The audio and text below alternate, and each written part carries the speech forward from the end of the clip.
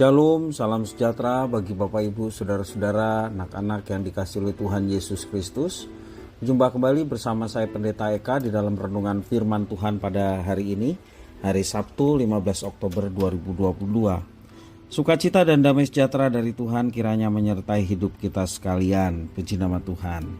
Sampai pada pembacaan firman Tuhan hari ini, yakni kitab Yesaya pasal yang ke-43.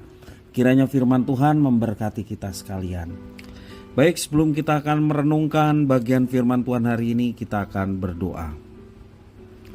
Tuhan Allah Bapa di surga, demi nama Tuhan Yesus kami bersyukur dan berterima kasih atas kasih karunia Tuhan, kasih setia Tuhan yang boleh kami alami dari hari ke hari.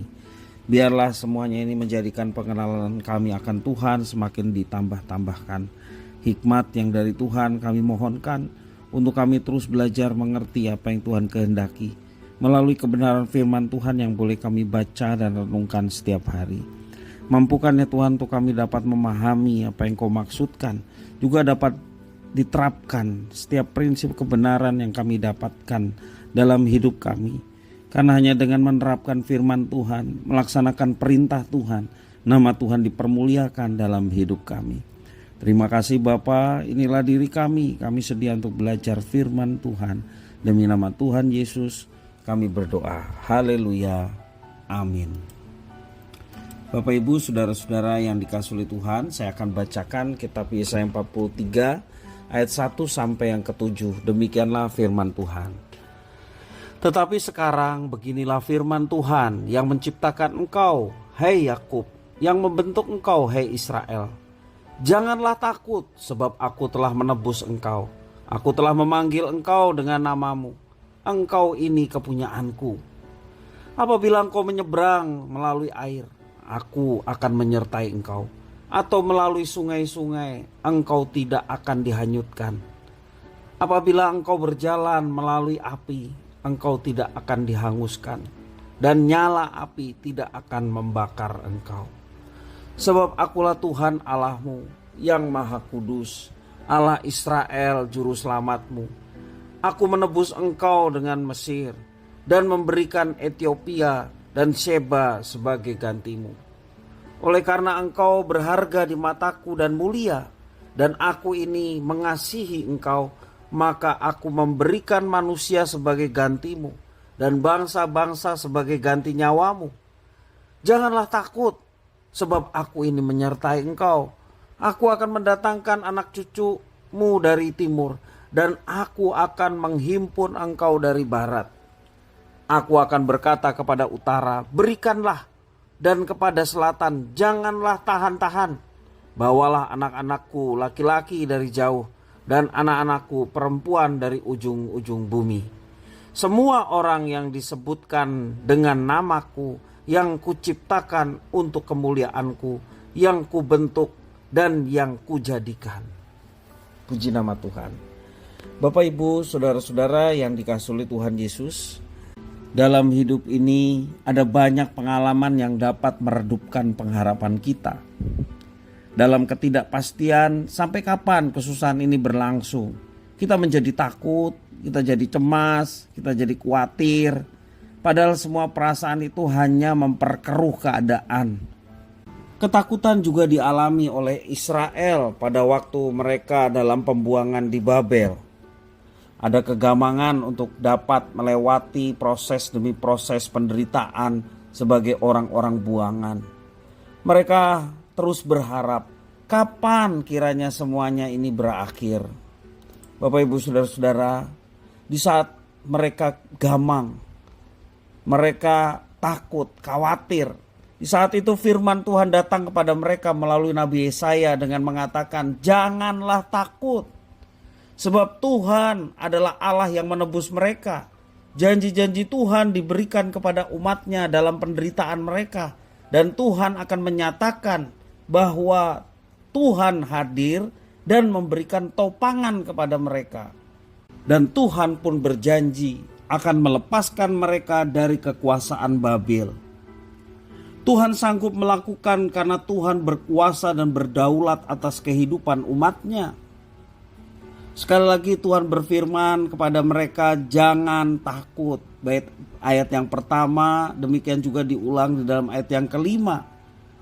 Berkali-kali diucapkan oleh Tuhan menunjukkan mereka harus bersandar dan berharap kepada Tuhan dan melepaskan segala ketakutan mereka.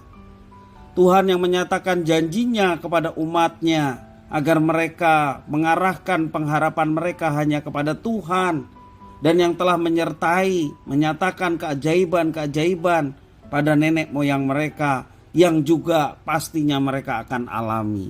Allah berjanji akan memulihkan umatnya. Setiap keturunan Israel yang tercerai-berai ke berbagai tempat akan kembali ke Yehuda. Itu janji ayat yang kelima dan yang keenam.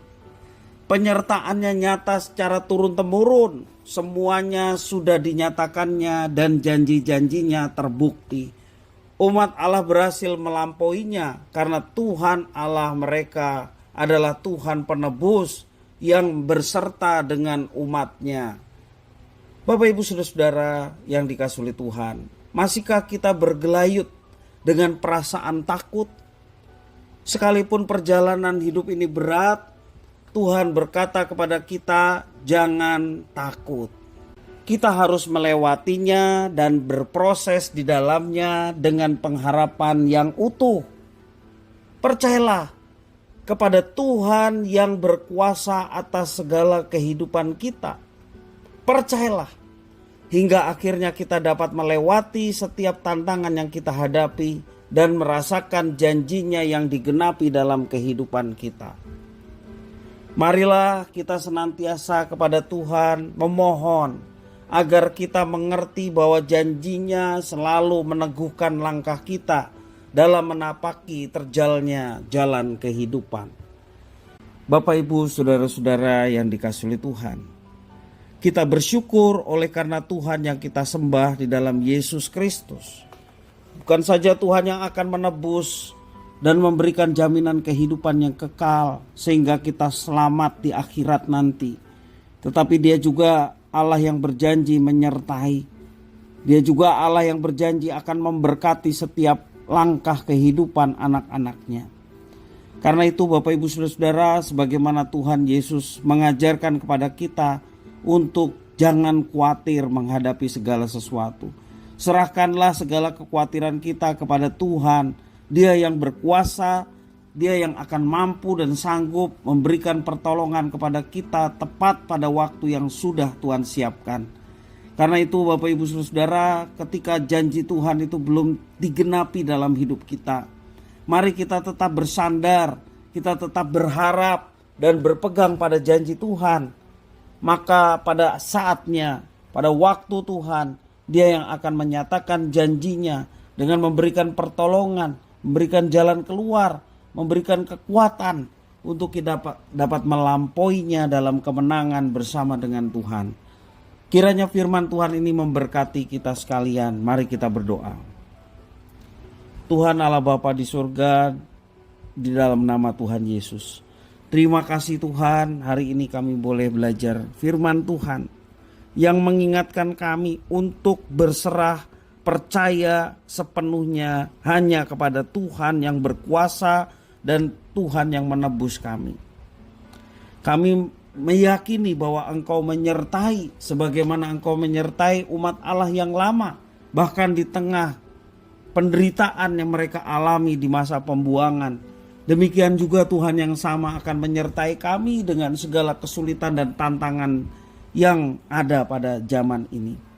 Kami mohon pimpinan dan berkat Tuhan supaya kami tidak salah melangkah, supaya kami dapat melaksanakan apa yang dipercayakan Tuhan dengan sebaik-baiknya, dan hidup kami pun boleh mendatangkan berkat bagi orang-orang yang ada di sekitar kami oleh karena Kristus yang menyertai memberkati hidup kami.